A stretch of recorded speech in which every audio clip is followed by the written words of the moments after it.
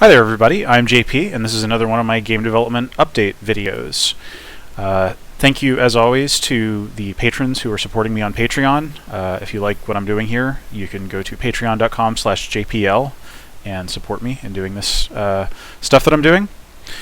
This month I announced my new Doom engine-based project, Autobiographical Architecture. So if you're watching this on YouTube or something and you have not seen that yet, then you can look on this same channel and see the announced trailer for that. So yeah, and some coverage has been drifting around, like on Killscreen and maybe a few other sites soon. So yeah, that's super exciting. I am really happy to finally be able to talk about this, now that I'm ready to and have some things to show. And yeah, I wanted to go over some of the Doom engine editing type stuff that I have been working with for this because, in my past development update videos when I was working on Playski games, I was talking a lot about that, just getting fully into that, because that's open source and, it sort of made sense to do all of that development in the open. Whereas this stuff is more, I was keeping it secret until I had a good trailer and thing to announce with. And I'm still going to keep some of that secret just because there's some spoilers, this is going to be a short story-driven experience and I don't want to give everything away. So I'm going to try to be careful with these videos and not give away something that would be more interesting to see. I don't know. You'll get a little bit of it though. So yeah, but I just wanted to go over specifically the kind of stuff that I'm doing, how I made that trailer, how I've been making this mod basically. Yeah, and for those who haven't looked at the video or something and are just coming into this cold, Autobiographical Architecture is a mod that I am making for the original Doom about my life. It's going back to some long ago places for me and talking about what that sort of stuff meant, and it's intertwined with Doom levels and that game in a way because that game has a weird role in my life. To be clear, so yeah, I wanted to talk about a few of these, how I'm actually doing this stuff. For one, I am using the GZDoom engine, which is a modern, fancied up version of the Doom engine, which in turn is based on ZDoom, and then ZDoom is going years back. I don't really want to get into the technical differences between all of those, but other than just the features that I'll show you here. So the map editor and just overall file editor that I've been using for this project is Slade. It's a cross-platform Doom archive and level editor. You can manage all of the data in your little project files and also edit these maps. And what we're looking at right now is the map editor. I've done at least one or two, maybe two other streams where I've talked about Doom level editing. So yeah, just the basics are that you build these little, everything you do is in a top-down view basically, although you also have a nice 3D preview kind of thing. I've got a nice 3D preview where I can place and align textures and just kind of check up on everything.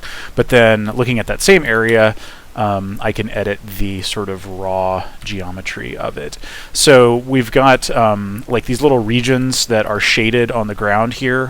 Those are sectors, and they can have their own light value, and things can happen when you enter them and all that. The edges of sectors are defined by line defs, which can have textures on them, or they can be invisible triggers that you cross, and they can collide or not collide. And then the vertices are just the little points that line defs connect between. So, and then things are sprite-based little objects that draw in the world and can be a monster or a decoration or the player itself and all that kind of stuff. So yeah, that's the basics of Doom, but then ZDoom and then GZDoom, which is a 3D accelerated version of ZDoom, build on top of that really significantly. So yeah, what should I jump into first here? Yeah, so the trailer itself, I should actually just yeah, let me just jump into the trailer itself here. I think I moved the trailer into its own thing here. Yeah, we'll do a little let's play of this actually. So I released this in the fairly traditional manner in which Doom mods are released by uploading it to the id Games FTP archive, which then shows up on Doom World. So, because I wanted to I wanted to do kind of like this sort of innocuous, not stealth announce or anything, but I wanted to make a containing map for the trailer and release it as a playable thing because it's implemented entirely in GZDoom itself. So why not do that, really? So this is the level. You step through this portal here, and actually, like, that little bit of magic, I'll be getting into how that's done, in a second. But yeah, and this looks so. People would the however many people downloaded jphouse.wad saw what appeared to be a relatively straightforward GZDoom level, Doom 2 level, albeit one that requires a very recent version of GZDoom for some suspicious reason. And I wanted to make it like a little bit more suspicious that this wasn't just a map of my house, but I also kind of wanted it to leave it, a little bit, let people discover something for themselves. And as you can hear, we've got like the original Doom 2 map 1 music, and we've got the Doom 2 sky, the starting sky. So I built this thing to kind of appear to be a very normal Doom 2 map.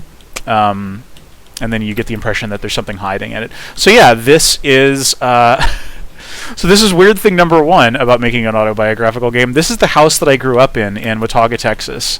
My parents moved away from this house like back in late 1999, so this is a very lost in the distant past time and place for me. So yeah, this was the living room. That was like the front foyer. You come in through the front door. It was a single-story house in a just sort of subdivision type thing in Texas.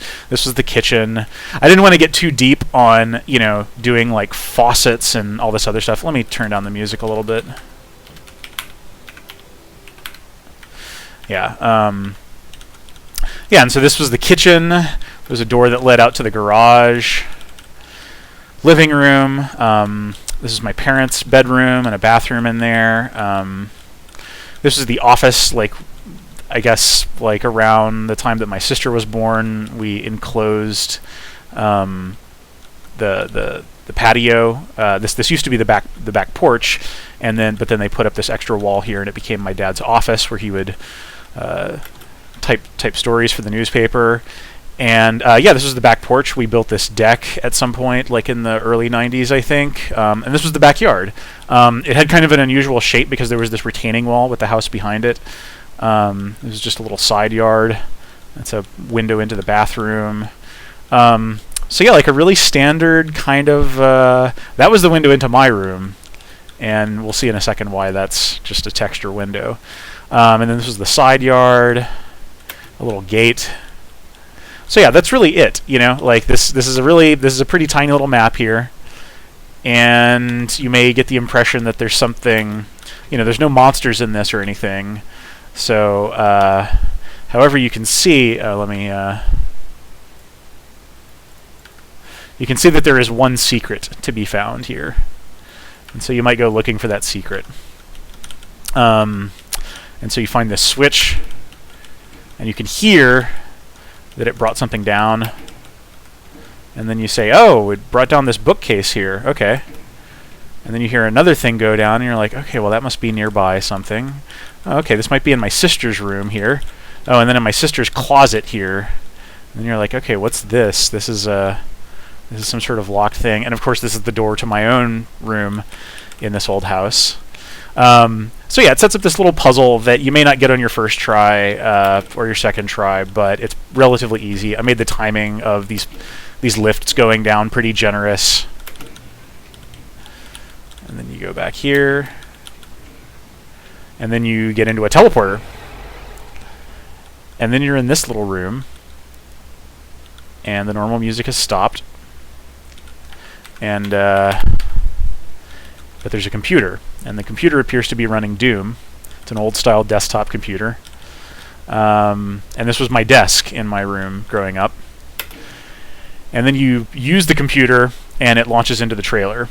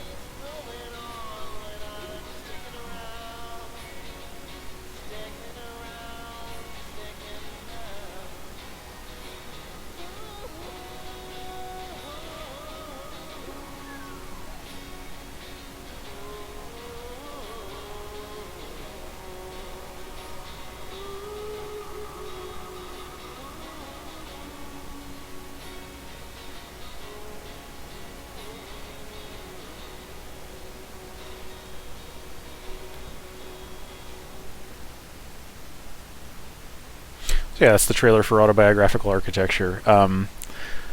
I didn't really know what to like what people would think when they found that, but yeah, that's what's going on there. And then I just let the song play, which, by the way, is by Harrison Lemke, who makes very beautiful music, both as an acoustic performer under his own name, and then also as Brother Android. And you can check out his stuff on harrisonlemke.com. So yeah, that's that trailer that I made, and it's entirely in Engine, as you can tell, and I basically implemented it as a series of scripted events.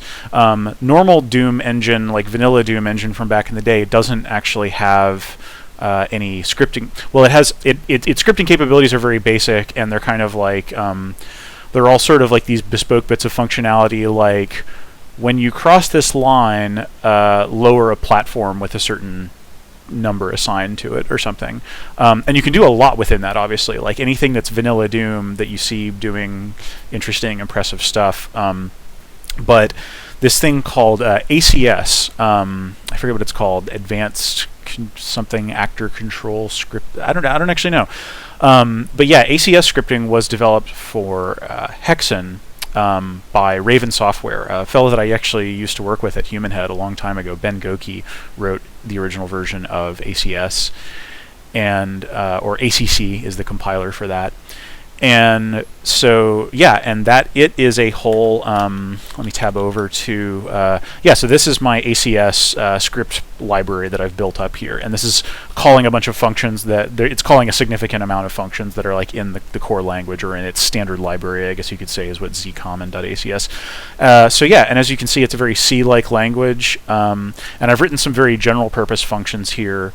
Like the way a lot of people use ACS is they do very, very special case things, because it was originally just for level scripting.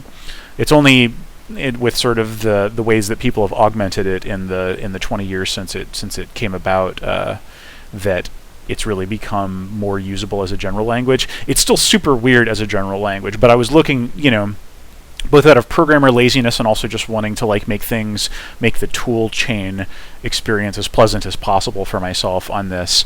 I wanted to figure out ways to do things intelligently. So yeah, this function up here. Let me jump into the game here and show you. So this is definitely a bit of a spoiler, although you see this environment in the trailer. And so yeah, first, again, we're using portals here, which I'll explain in a bit, to do kind of a TARDIS effect like thing. This environment I call the Wood Between Worlds, because it's just a whole bunch of doors leading to different times in my life. And then we go into this one, and it looks like Doom. And we're hearing Doom music, and there's this little floating text node type thing. And this is the hub, as I call it, for Autobiographical Architecture Volume 1. And a date pops up, and it's like, okay, that's sometime in 1995. I guess we're going to be hearing about something that happened to you in 1995. But this text node that comes up here, is using a tech. It's like this is a system that I built for it. GZDoom can definitely display text messages, but I wanted something that was very painless, because one way I could have implemented this is by writing a unique script that calls the draw a message on the HUD for every single different unique log, and have all of the text that I'm writing for this game live entirely in code. And I really didn't like that for various reasons. A, it couldn't be localized, which is not that important, but I'd like to leave that door open if possible. And also just I didn't want to have to be recompiling and fiddling with a whole bunch of different properties. So the system that I've come up with here for a text-heavy game like this is, I think, a relatively good solution. So basically it's okay, display message with index, and then all of these... and then you just pass it a number. And so every text entry is associated with a different number. And normally, GZDoom here loves to, a lot of its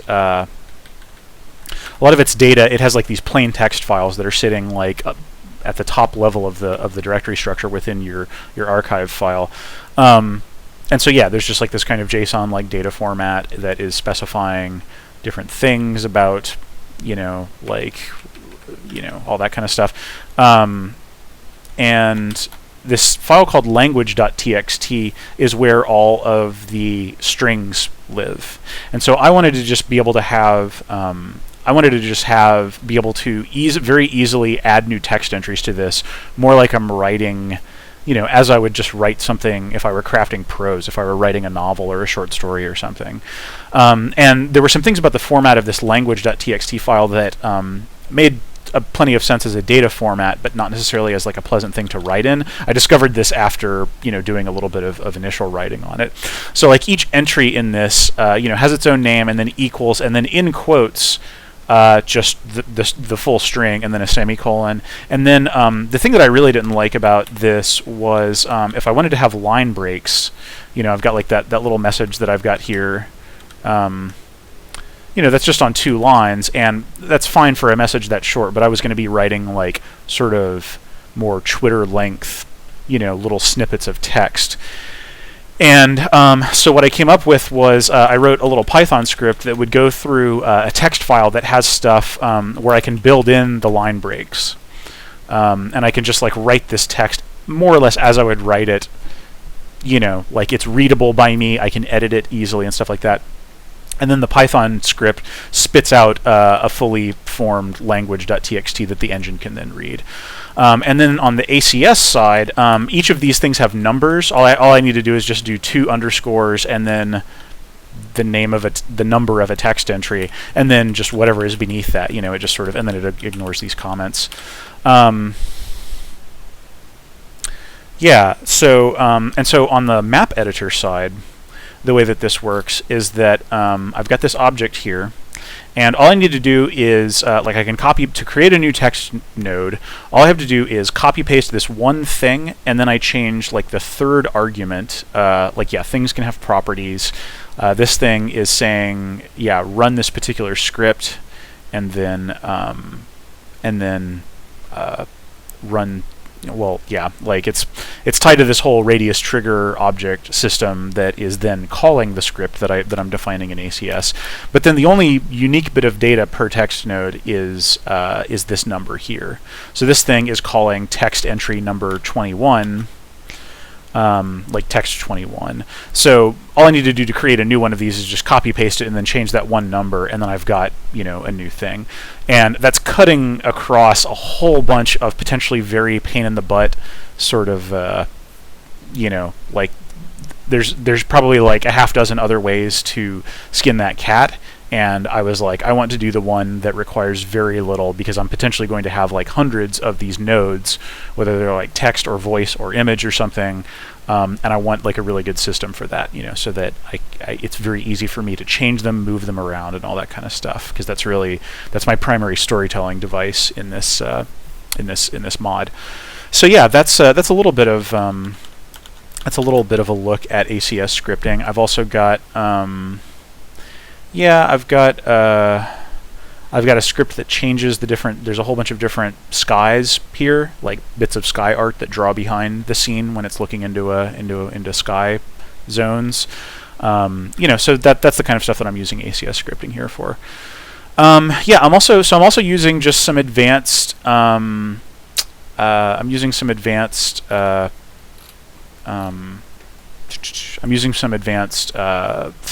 Renderer features basically of GZDoom here. One thing is that you see a little bit of in the trailer, let me move this camera over to here, is I'm using slopes. This is definitely not a very dramatic, in the original Doom you couldn't have sloping floors, and GZDoom will let you have sloping floors. So, like you can't really, this is not a great example of it, but I just wanted to have like a little sloping driveway. It makes it look a little bit more like a driveway. There's probably some other places where I'm using slopes a lot more dramatically here, but I can't really think of them right now. Oh yeah, I guess this is a house that I used to live in, and it has a sloping roof.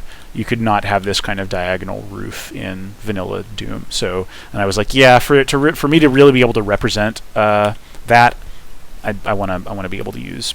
I want to be able to use slopes.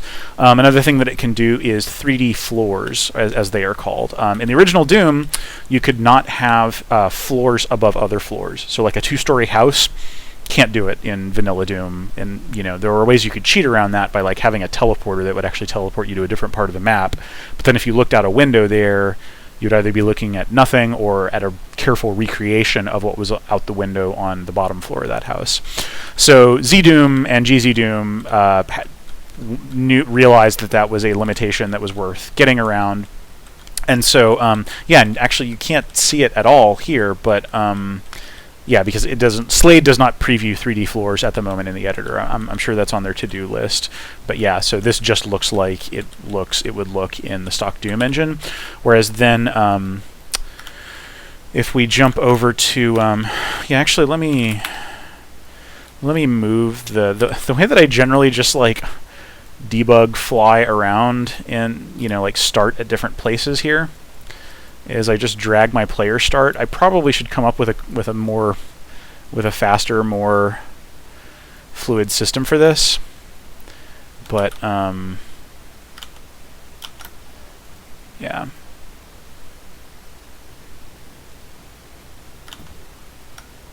Oh, and you know what? I think this is just that's just going to load it as a regular Doom map.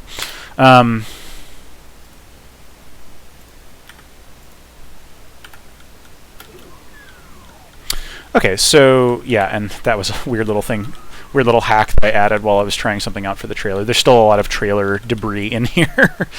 But yeah, so as you can see, we're standing on the second floor of this structure, and there is another floor beneath it. And yeah, I did away with that for the shot of this that actually shows up in the trailer. This was my high school building, by the way, and I will talk about, yeah, I'll save any commentary I have on that for later, but yeah, there's some lockers.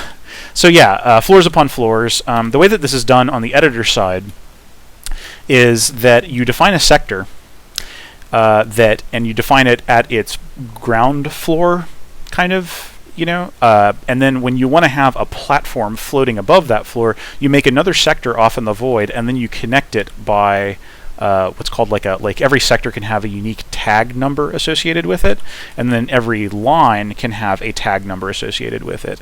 So you can see here, like, this is a sector that is pointing to a bunch of these things here, and like creating all of those glowing green regions.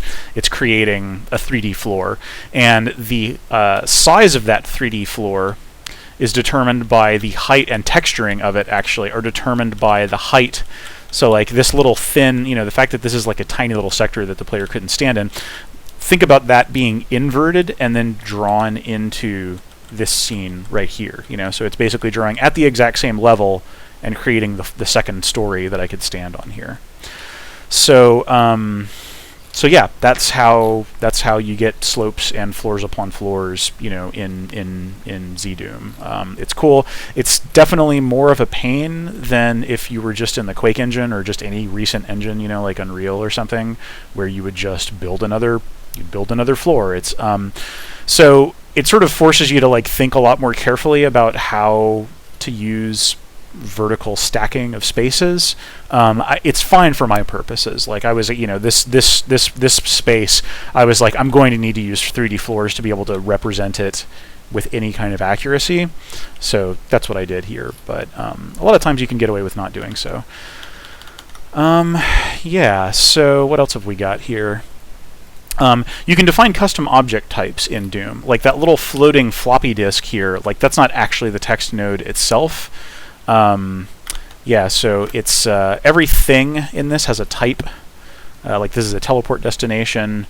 It's type 14. Like I guess there's just a big dictionary that GZDoom has of all the different types of objects that you can place in maps.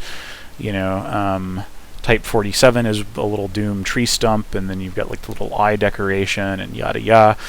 So yeah, and so I was defining some custom thing types. You do that in in a decorate, in what's called a decorate lump. I think initially it was just like, yeah, what if you could define custom decorations, and then it just grew into this entire like data-oriented language, or data format, basically, for determining object, not only appearance but also behavior. So those office chairs that you've seen, and like a few that you see briefly in the trailer, and like maybe in the one screenshot I've released, that art is actually from the Doom, one of the Doom alphas. Like, they made office chairs for the original Doom back when it was in development in 1993.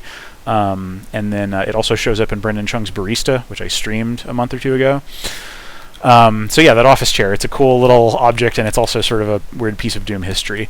So when I define a new thing here, let me see. Yeah, okay. So the definition for the floppy disk here. So that is thing number 10667. So I chose like an arbitrarily high number just to be out of range of anything that was defined in vanilla Doom. Yeah, and so you can just define like custom art here. Like, disk is actually the name of the sprite itself. And then it doesn't animate, obviously. Otherwise, you've got like a little language here for like saying frame A, then frame B, then frame C, then frame D, then frame C again, then frame B. So it's like this super concise way of yeah. And I don't know if any of them, you can actually put code into this weird notation, because as it turns out, like putting logic on custom actors in Decorate is something that a lot of people do. When you make a custom monster, and you can say like, this monster will try to follow you around, and it will heal you if if something happens, or if you damage it or something. Like, I think you can do all of that just off the top of my head. Like, I think you can do all of that in Decorate. So there's a lot of custom behavior that can go with that. I'm mainly just using it for like a few static decorations and stuff like that. I wanted to be able to control like, okay, use this custom art. And in the case of the floppy disk here, yeah, like I have like there's some properties that are hard coded into the engine, like float bob here. So when in the engine, when you see that thing like bobbing like that, that's actually like like the health potions in Hexen do that, and Heretic and Hexen do that, and so that was an existing thing, and I noticed it in the big list of like properties, flags you could set on objects, and I was like, hey, cool, I think that would actually make these floppy disk text nodes like a lot more noticeable and all that, so I'll stick that on there. So and just like creatively, like there's a whole bunch of that. It's like, hey, this engine can do this thing. I'll bet I could like, I'll bet this could actually help me do this other thing that I was trying to do that was like a more subjective creative goal. So yeah, just pillaging this weird engine that's evolved over the years for the stuff that it can do. Yeah, let me jump over to the trailer script that I used here. This is I made the trailer itself a separate. After working with it for a while, I was like, I should just make this its own script so that it's not bogging down my core library of script stuff. The actual thing that it runs, like when you use that computer, it runs script 1994, just because 1994, that's that's the era that we're going back to here. And yeah, we do a whole bunch of stuff here, and the thing that I realized was that would be really useful to making this trailer is to make each shot its own ACS script that I could then kind of sequence. So this whole bit right here where you see like a list of different things, these are all the different shots in the script, and I'm running them independently, and I'm waiting for each shot to finish before I go on to the next, and that lets me do stuff like if I wanted to change the ordering of the thing and be like, I think I want to move this shot to here, then I could do that. So yeah, that for instance, that's the little shot of E1M9 escaping in Wolfenstein 3D. Yeah. Right, so this is what an individual shot script looks like. This code is super messy. I mean, I guess I'm going to ship it if I'm shipping the trailer as a secret map. But yeah, like there's like 3 different ways of measuring time in the Doom in GZDoom. Like there's ticks, there's octicks, and then there's actually seconds, and different ACS functions accept different ones of those. There's a whole bunch of legacy reasons and stuff that's the case. It sure is a headache to deal with, but so like there's a lot of commented out code where I was like trying out different things. I was also like I wanted to like leave these functions, like this is the only time that I use a poly object, and like I wanted to like leave sort of the function documentation so that I would know what each parameter did, just all kinds of stuff, just sort of compensating for some of the limitations or just my own lack of deep knowledge of it, really. So but you can see like we activate this thing that's switching to one of those like little scripted cameras that's flying through. That's another thing that GZDoom does. You can have scripted cameras that fly around on a path or pan, or like Duke Nukem 3D style security cameras, whatever. So we activate the camera. We activate it to start it moving, and then we wait one tick of game simulation, and then we change to that camera so that it's like at the place where it needs to be in its path, and then we delay for 25 ticks, I believe. One tick is 1/135th of a second, which is actually based on the clock speed of old, like something about the timing clock of old 486s or something. So it's concerns that are no longer relevant at all to this thing that I'm trying to do. But it's like, okay, well, 25 ticks. I better develop a feel for how long 25 ticks is. And then we trigger something to happen, and then we wait some more, and then the next shot clicks through, and we're doing that again. So that's what this trailer is doing. And then it's also using just like the raw HUD message. The thing that's the functions that I built in jpcommon.acs are ultimately they just end up calling this HUD message function that's part of the GZDoom like core ACS scripting thing. But doing all these parameters and like just getting how to get which text to type that. But whereas for the trailer, it's just like I'm not going to change this text, and it doesn't necessarily need to be localized. So and I could localize it, I guess, if I wanted to. But and then we also use the HUD message system to display the title card at the end that says Autobiographical Architecture, a free mod for Doom 2, etc. We actually changed the font to an image that's in the resource file, and then just print that message to the screen. So that's super weird, but that's how you display images in ACS. And then we teleport you back into the normal like playable space when the trailer's over. So that's a weird thing. Okay, so I was saving this kind of towards the end just because it's one of the cooler effects, and I don't think I really want to spoil like any of my real usage of it that hasn't already been in the trailer. But let's see here. Let's just move over to here, because this has absolutely been, this is visible in the trailer.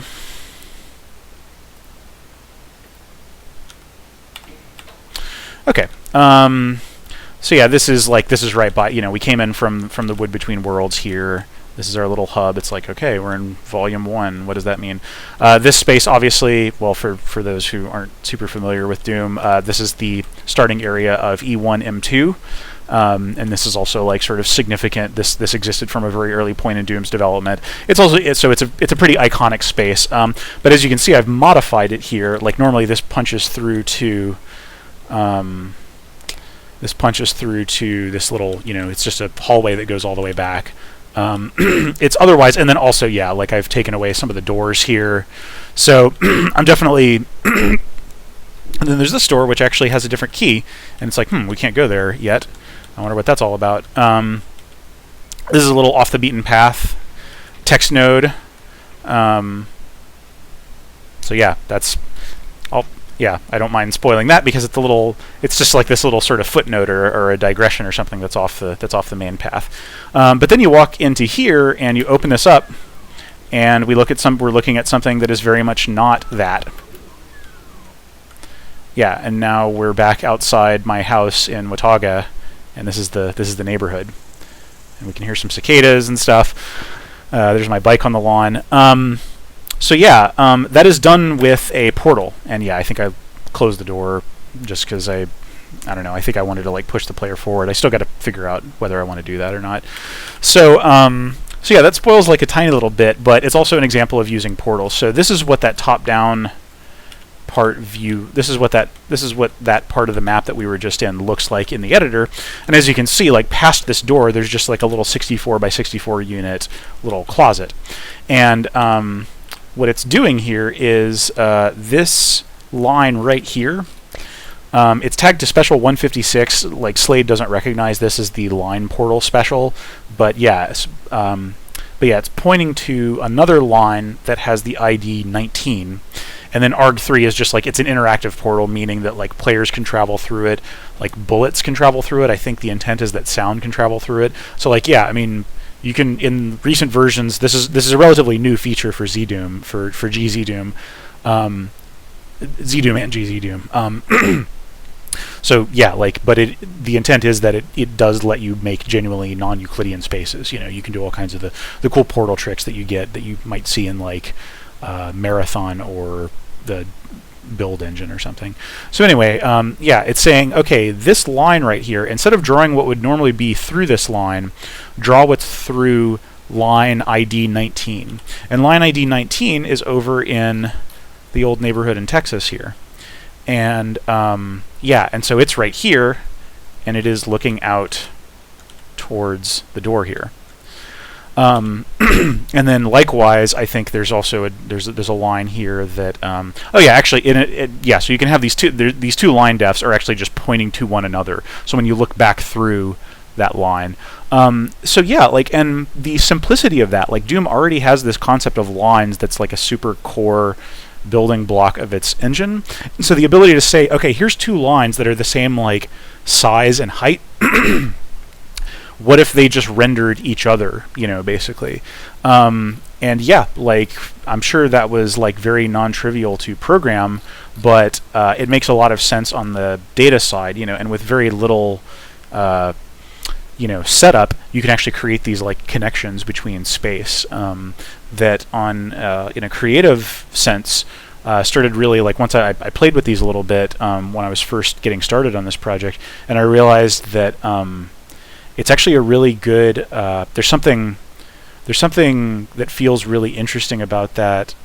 There's like an interesting resonance with like how things work in dreams. Like a lot of times when I have dreams, like I'll be going through places that I remember, places that I've been before in my life, or places that I haven't been in a really long time. But they'll be like how I get there, it's interconnected with something that is much more familiar or is completely alien. And the way that those things connect, you know, like they just sort of flow into one another really seamlessly, and it feels like a contiguous space, even though it's kind of impossible. I mean, that's dream logic, you know, like our brains do that without really giving it a second thought, really. And so when I saw these portals, I was like, that's something I can use to make space connect in all these interesting ways, you know. So yeah, it's a really cool feature, and I think it's still relatively new, which is why playing jphouse.wad requires a bleeding edge version of GZDoom. But yeah, I think that's like, I don't know, it's cool. I'm really glad that that engine got that feature, because it's a weird piece of, as an engine to work with, I've definitely run into some pain points, you know, like it's not, there are many ways in which Doom is not like a more modern engine like Unreal Engine 4 or you know, or Unity or something like that, but it's got this level editor that I know really well, and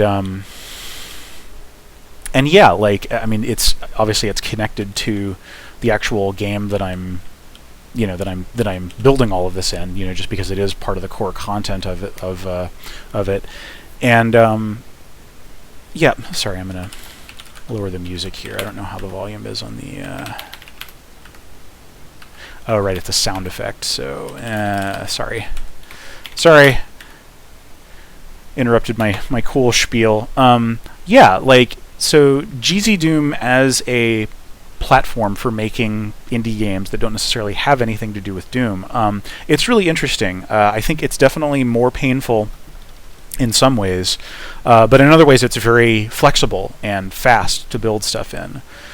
And it's accumulated these features. You know, I mean, people have been working on this on ZDoom. Randy Height was the original author, and still does some dev on it. And then Christoph Elkers, I think is how you, I don't know how you pronounce his name, and then like a whole other team have kind of shown up to help out with development. Yeah, like it's accumulated a bunch of features over the years, you know, like it got like somebody made a compelling case, or somebody just had an idea for how to implement slopes and 3D floors, and now more recently portals, and then it made it in.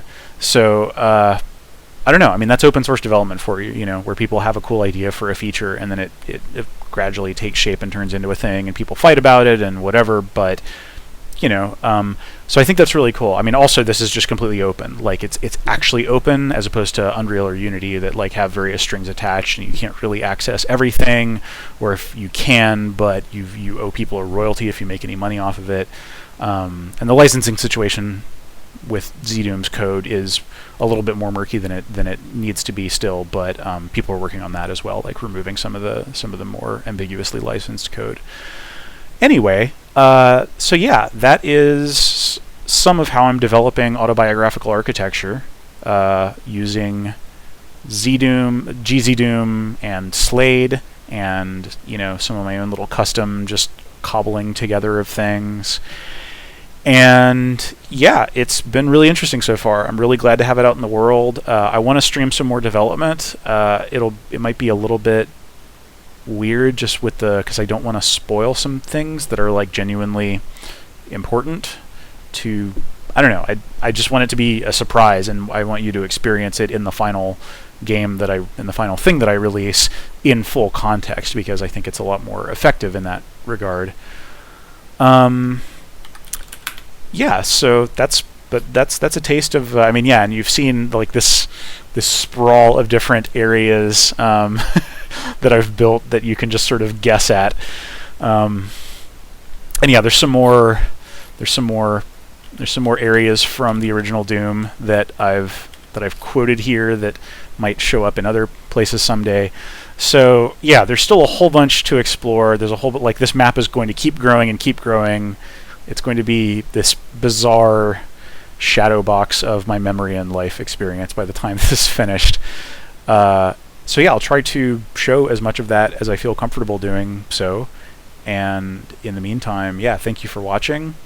I'll probably post little screenshots here and there on Twitter and the Screenshot Saturday hashtag.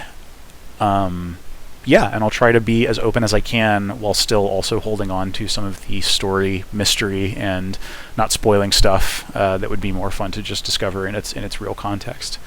But yeah, that's what I've got so far, and thank you very much for watching, and I'll see you next time. Thank you again to Patreon backers, patreon.com/JPL if you haven't seen my work before and you'd like to support it. But yeah, thank you so much, and yeah, look for more soon. Thanks a lot, and have a good day. Bye.